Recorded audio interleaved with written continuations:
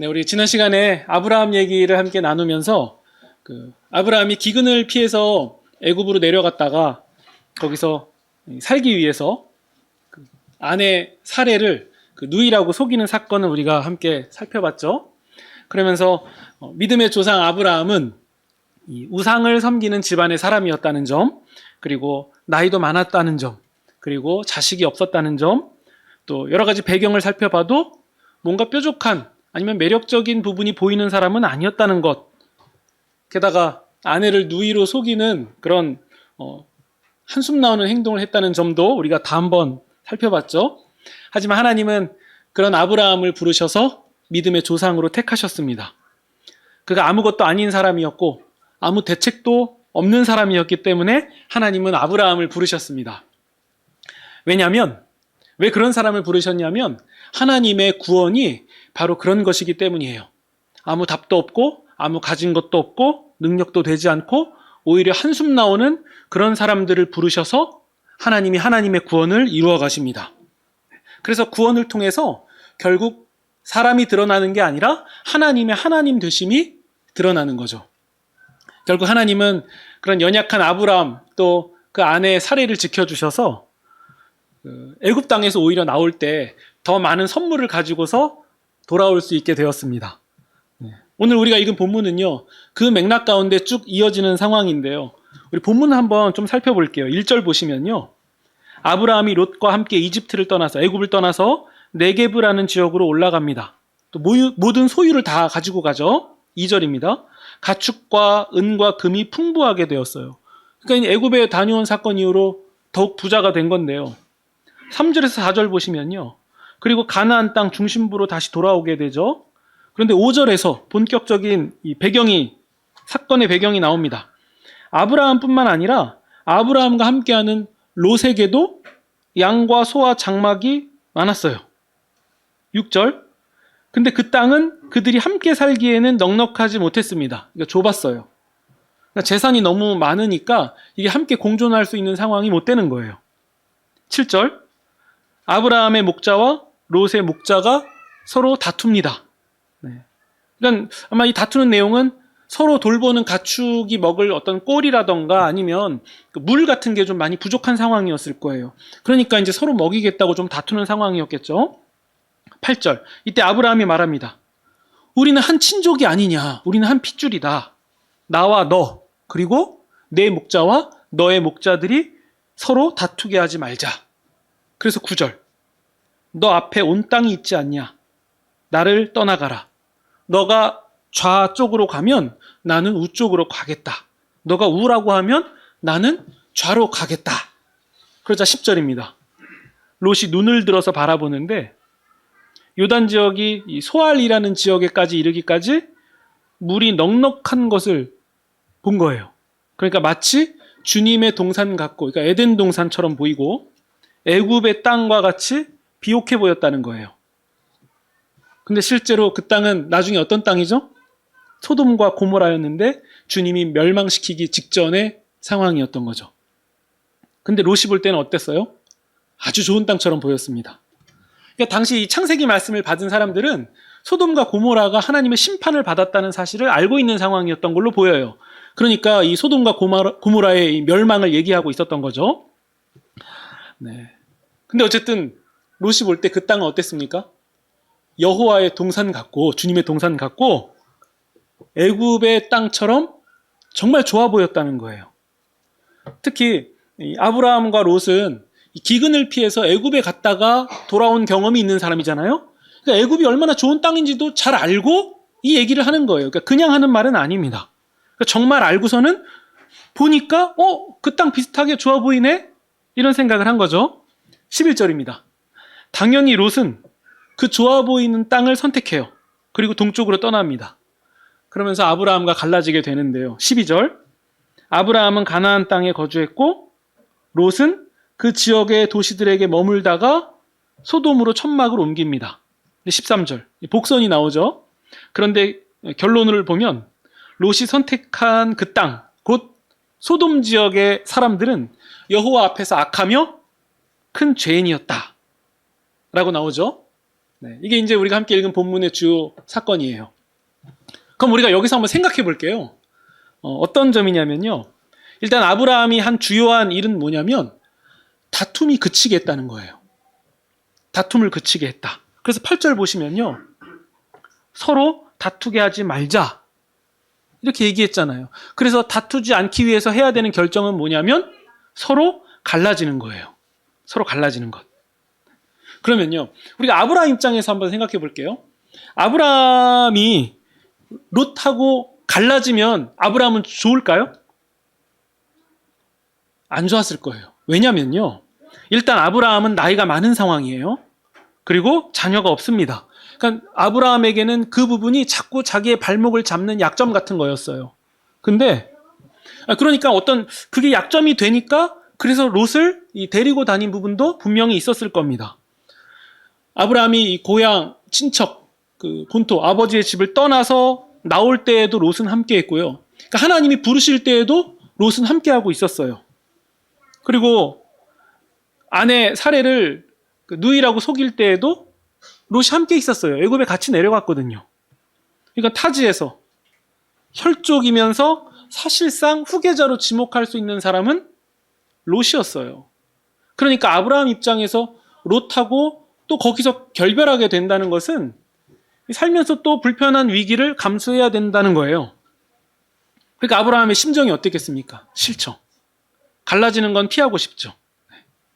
그럼에도 아브라함에게 중요한 것이 하나가 있었다면 그게 싸우지 않는 거예요. 싸우지 않는 것. 오늘 우리가 읽은 23장에서 이 싸우지 않는 것을 부각시키는 이유가 있습니다. 그건 뭐냐면요. 이전의 인간의 모습과 대비되기 때문이에요. 우리 가인 생각해 보세요. 가인은 어떻게 했습니까? 아벨을 죽였어요. 그렇죠? 아벨을 죽였고요. 또 가인의 후손 라멕은 어떤 노래를 부르죠? 나의 상함으로 인해서 내가 소년을 죽였다라고 자기의 힘과 어떤 한 일을 과시해요. 결국 사람을 상하게 한 일을 했던 거예요. 그리고 아브라함과 롯이 이 애굽으로 피했을 때 애굽에서 본 모습은 뭐예요? 이 나라에는 왕이 있네? 바로라는 왕이 있네. 왕정제도네. 왕이 명령하면 이게 다 진행되네. 왕이 하자는 대로 해야 되네. 힘으로 완전히 짓누를 수 있는 세상이네. 이런 걸 본 거예요. 게다가 이 창세기 독자들은 누굽니까? 노예들이었어요. 특히 그것도 애굽에서 종살이하고 나온 사람들이었습니다. 그러니까 애굽을 잘 알잖아요. 애굽에 가면 어떤 대우를 받게 되는지 너무 잘 알고 있는 사람들이잖아요.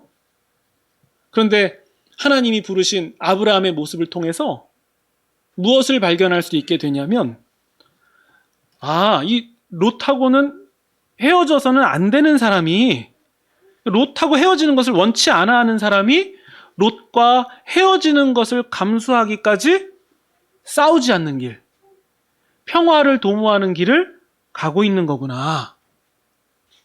이런 선택을 했구나. 이걸 발견한 거예요. 이것도 만약에 애굽 방식으로 했다면 이렇게 얘기했겠죠. 좋은 땅은 내가 먼저 고를 거고 너가 그 다음에 해. 내가 연장자잖아. 아니면 내가 더 힘 있잖아. 이런 식으로 자기가 먼저 결정했을 거예요.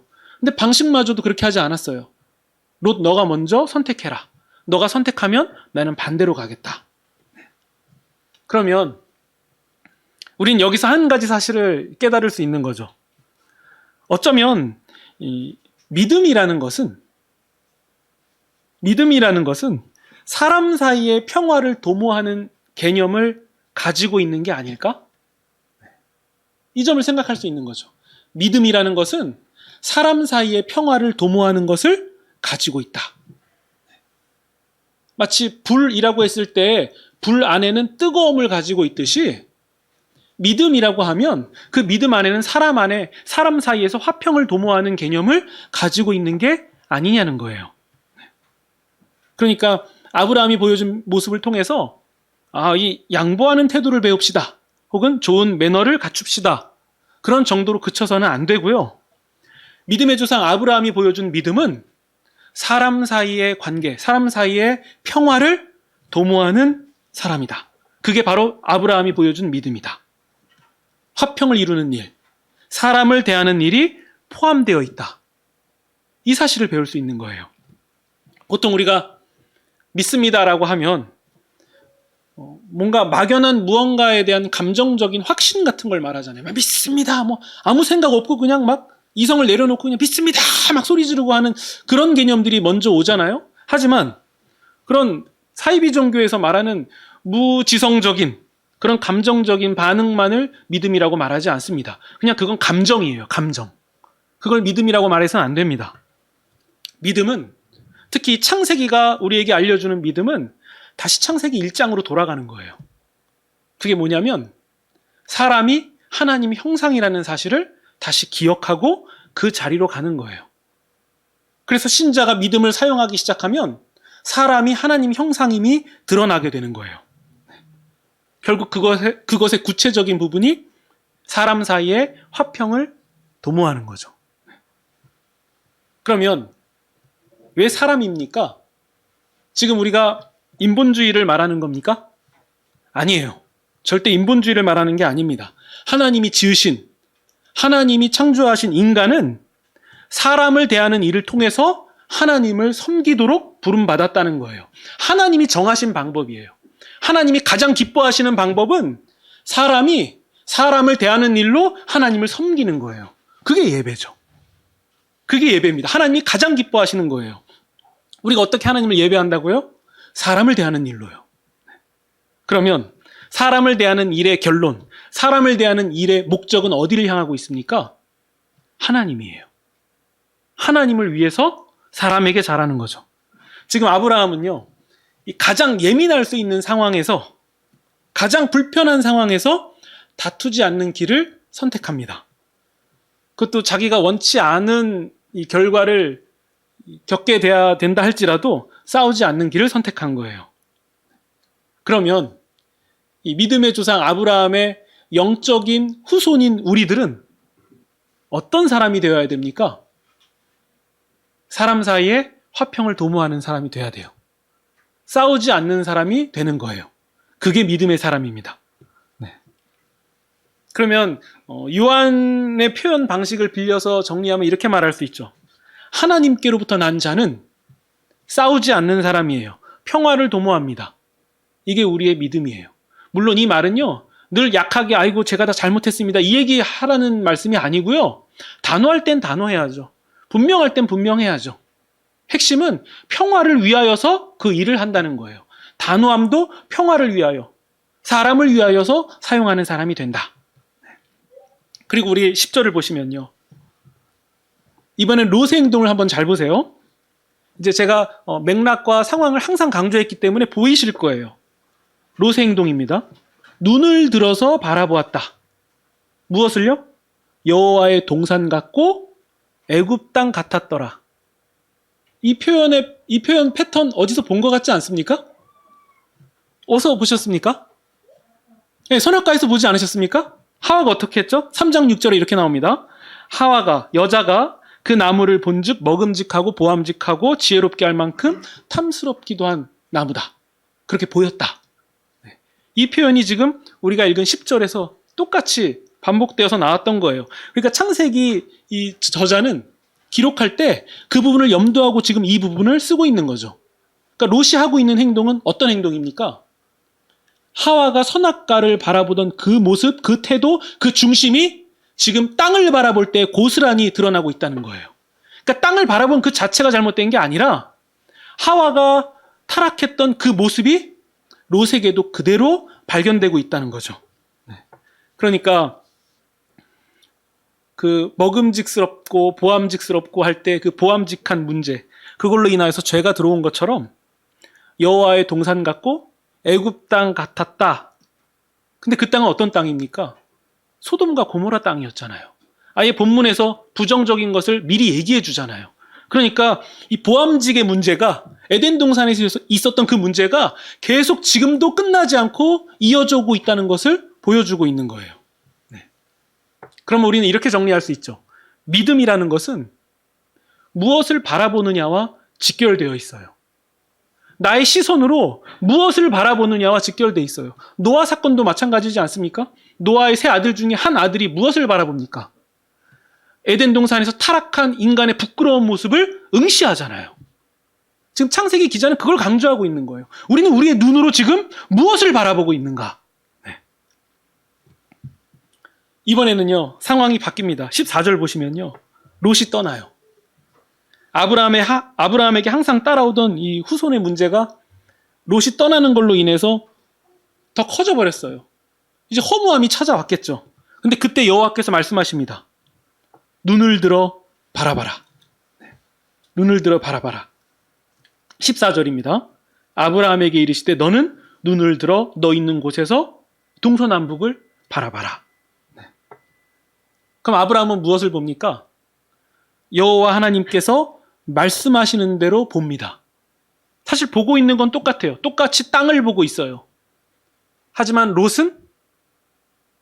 롯과 아브라함이 다른 건 무엇이었습니까? 하나님이 말씀하시는 대로 아브라함은 보고 있다는 거예요. 이게 다른 거죠. 아브라함이라고 여호와의 동산 같고 애굽 땅 같은 그곳에 안 가고 싶었겠습니까? 그 땅 가지고 싶었겠죠. 아브라함도 그 땅이 사람은 다 똑같으니까 그 땅이 좋게 보였겠죠. 나도 저 땅 가면 우리 가축들 잘 먹일 수 있겠다. 곡식도 잘 자랄 수 있겠다. 그런 생각 들었겠죠. 사람은 다 똑같습니다. 하지만 믿음은 바라보는 문제예요. 바라보는 문제입니다. 아브라함은 하나님이 말씀하시는 대로 동서남북을 바라보고 있는 거예요. 그러면 이 원리를 우리에게 적용했을 때 여러분 신자는 어떤 사람이라고 정리할 수 있겠습니까? 신자는 세상과 다른 눈을 가지고 바라보는 사람들이에요. 하나님께서 원하시는 대로 말씀대로 바라보는 사람들이에요. 그래서 결국 그 사람이 그 신자가 향하는 방향은 세상하고 다를 수밖에 없는 거예요. 왜냐하면 보는 것이 다르니까요. 욕망과 탐심에 물들어진 눈을 가지고서는 마치 바벨탑 같은 것을 바라보면서 높은 곳으로만 가려고 하는, 그래서 결국 그 길을 계속 가다 보면 어떤 길을 만납니까? 결국 뭐가 망가지죠? 우리가 사는 세상이 그런 세상이라서 결국 망가지는 것은 사람 아닙니까? 높아지는 건 계속 높아져 가요. 모든 게 편리해지고 다 좋아집니다. 그건 좋아요. 근데 그런 세상에서 사람은 점점 망가져 가고 있지 않습니까? 결국 사람이 하나님의 형상이라고 하신 하나님의 말씀이 자꾸 공격받는 거예요. 우리는 알잖아요. 가질수록 우리의 믿음이 더욱 바닥을 친다는 거. 우리는 가질수록 믿음이 자꾸 내려가잖아요.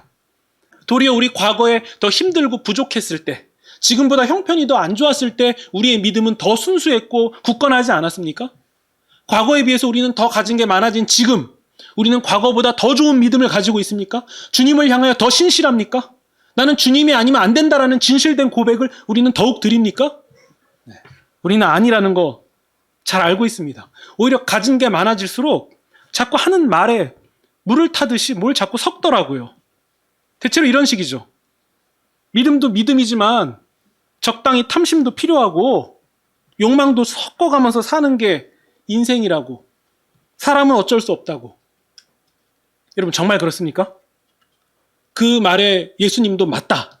어쩔 수 없다. 사람은 그렇다. 라고 동의하실까요? 교회들도 그렇습니다. 세상적으로 성공한 신자들을 상석에 앉히는 경우가 허다합니다. 어느샌가 믿음이라는 것도 이 성공을 위한 도구로 사용하고 있는 것은 아닙니까? 도대체 신자들마저도 눈을 들어서 바라보는 곳은 무엇이었을까요?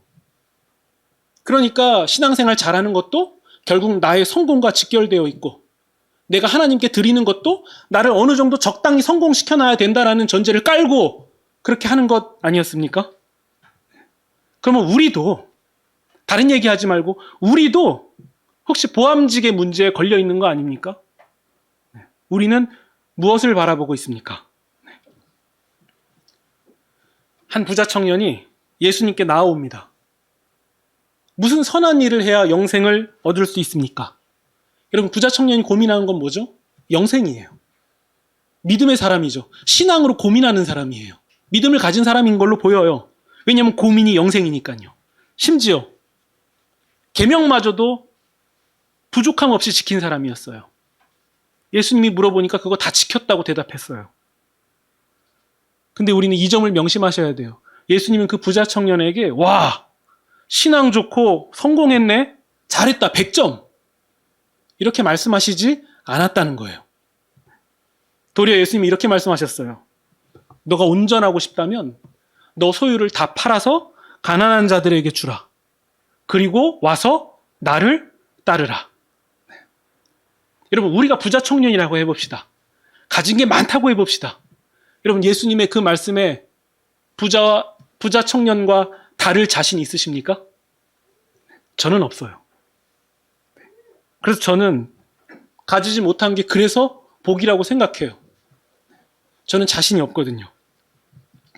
결국에는 우리가 눈을 들어서 무엇을 바라보고 있었는지가 다 들통난 거예요. 내 속에 무엇이 있는지가 다 들통날 뿐입니다.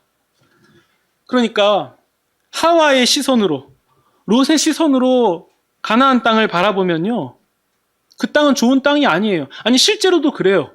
여러분, 그 사진으로 그 땅을 찾아보시면요, 산과 골짜기가 가득하고 뭘 하기가 좀 어려운 땅이에요. 그리고 다 메말라 보이는 모습만 잔뜩 나와요. 그러니까 농사도 뭐 이렇게 용이하게 할 수 있는 땅이 아니더라고요. 진짜 애굽이 더 나은 것 같아요. 애굽이 훨씬 비옥한 땅이라는 게 객관적으로도 그렇게 보여요. 가지라면 진짜 그런 땅을 가져야지 맞는 것 같이 보입니다. 근데 하나님은요, 그 눈으로 보는 것 말고 하나님의 말씀대로 보기를 원하신다는 거예요. 그것은 어떤 눈입니까? 이 세상, 이 현실을 넘어가는 눈인 거죠. 그럼 여러분, 이렇게 결론을 내야 되겠습니다. 여러분, 좋은 땅은 도대체 어떤 땅입니까? 어떤 땅이 좋은 땅입니까? 우리는 아브라함을 통해서 알 수 있는 거예요. 하나님이 함께 하시는 땅이 좋은 땅이에요. 기름지지 않아도, 물이 좀 부족해도, 정말 좋지 않은 땅이라 할지라도 하나님이 함께 하시는 땅이 가장 좋은 땅이 되는 거예요. 세상의 눈으로 보면 유명한 사람들, 가진 거 많다고 자랑하는 사람들이 좋은 땅에 서 있는 것 같지만 우리는 다른 눈으로 봐야 돼요.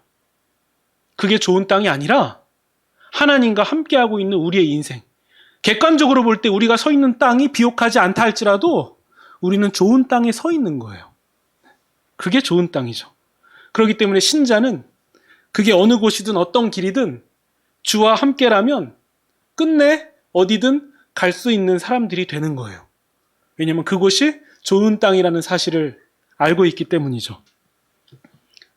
이 사실을 알기 때문에 눈에 보이는 그 좋은 땅을 롯이 먼저 갖겠다고 할 때 아브라함이 그냥 내어줄 수 있었던 거 아닐까요? 정말 좋은 땅은 하나님이 함께 하시는 땅이기 때문에.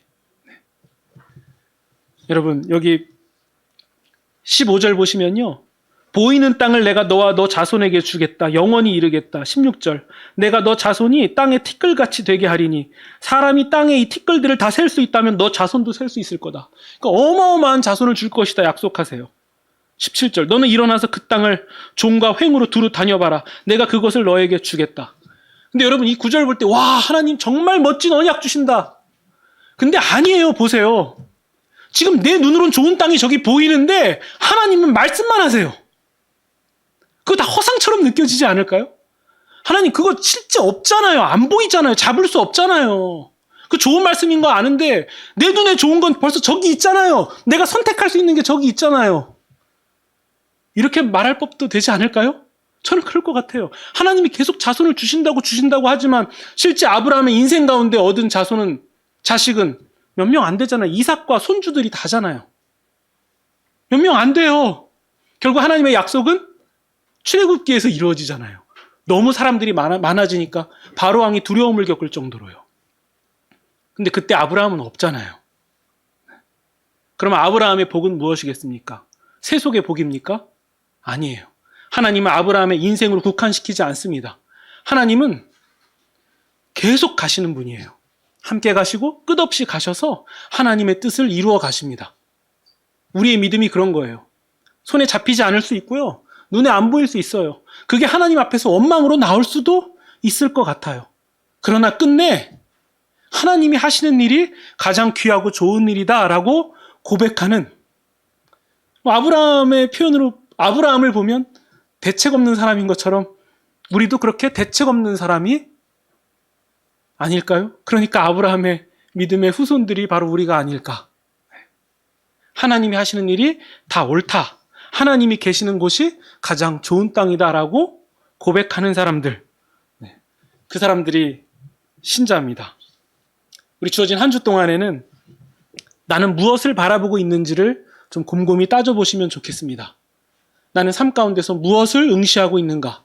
내가 정작 마음에 두고 있는 것은 무엇인가?